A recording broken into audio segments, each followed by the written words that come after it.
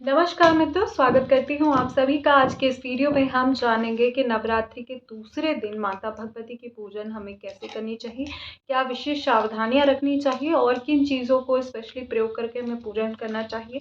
माँ का बीज मंत्र कौन सा है, स्तुति मंत्र हम कौन सा प्रयोग कर सकते हैं और माता के द्वितीय स्वरूप की पूजा किस किस को करनी चाहिए और किस निमित्त करनी चाहिए। तो उससे पहले दोस्तों, अगर आप चैनल पर पहली बार विजिट कर रहे हैं तो हमारे परिवार का हिस्सा अवश्य बनिए। वीडियो पसंद आए तो लाइक जरूर कीजिएगा और अगर आपको पसंद आता है तो वीडियो को लाइक शेयर ज़रूर कर दीजिएगा। साथ ही साथ अगर आप हमारे परिवार का हिस्सा बन रहे हैं तो बेल आइकन को प्रेस जरूर कीजिएगा। तो आइए समझते हैं आज के नवरात्रि विशेषांक में द्वितीय दिन पूजन विधि। लेकिन सबसे पहले आप सभी को नवरात्रि के द्वितीय दिन की बहुत ढेर सारी शुभकामनाएं। जो द्वितीय दिन का पूजन होता है वो माता ब्रह्मचारिणी के स्वरूप की पूजन किया जाता है।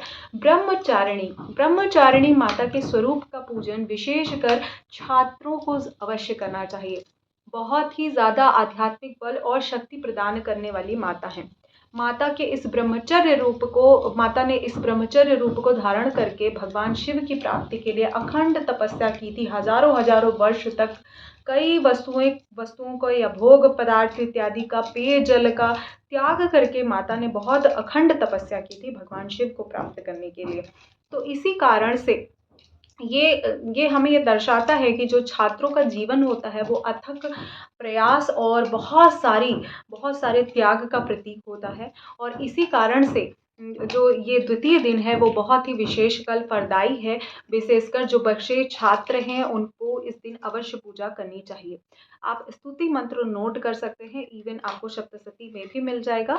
बहुत सारे लोगों को प्रश्न था सप्तशती हम किस पुस्तक को पढ़ते हैं। तो देखिए, मैं गीता प्रेस गोरखपुर की एक ही सप्तशती की बुक पढ़ती हूँ और दूसरा कोई नहीं है, क्योंकि शुरू से मैं वही देख रही हूँ, वही हमारे यहाँ पर पठन किया जाता है।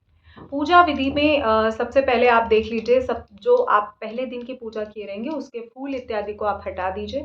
गंगा जल से शुद्ध करना बहुत ज़रूरी है।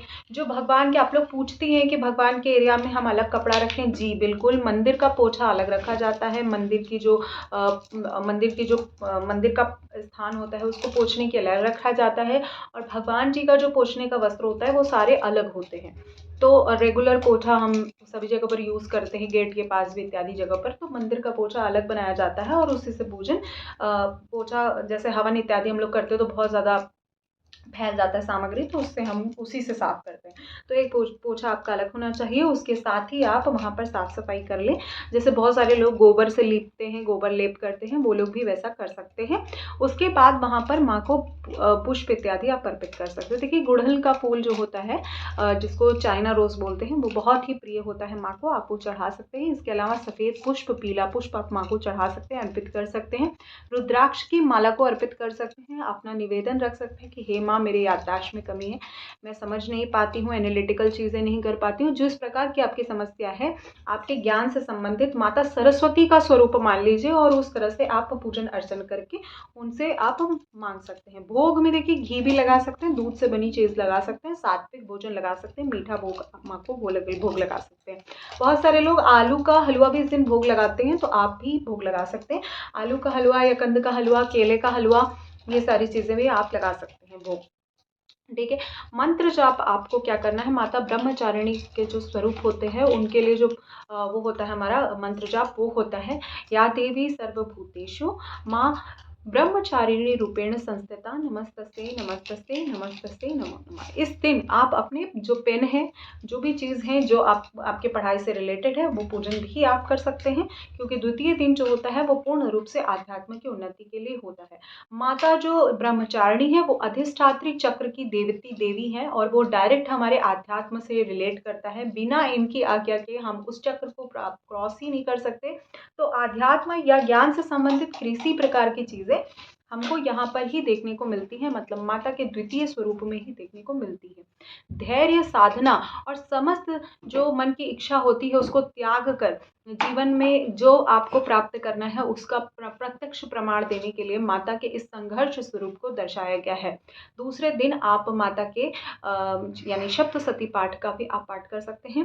अगर किसी भी प्रकार की अशुद्धि है तो वीडियो चैनल पर अपलोड है, आप उसको सुन भी सकते हैं।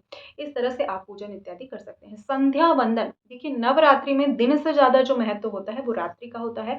संध्या वंदन, संध्या पूजन, संध्या पाठ बहुत ही विशेषकर होता है और संध्या पूजन और पाठ आपके लिए विशेष ज़रूरी होता है। देखिए इस बार का मैं अभिषेक मुहूर्त बताना चाह रही हूँ, जो किसी कॉम्पिटिशन की तैयारी कर रहे हैं या किसी प्रकार का प्रिपरेशन कर रहे हैं वो अभिजीत मुहूर्त से स्टार्ट कर सकते हैं। वैसे दशमी का जो दिन होता है वो भी बहुत शुभ होता है, लेकिन द्वितीय जो दिन होता है माता ब्रह्मचारिणी का वो भी बहुत ही अच्छा दिन होता है, आप उस दिन भी कर सकते हैं। तो आप नोट कर लीजिएगा। और जो अभिजीत मुहूर्त रहेगा वो रहेगा 12:06 से 12:55 पर।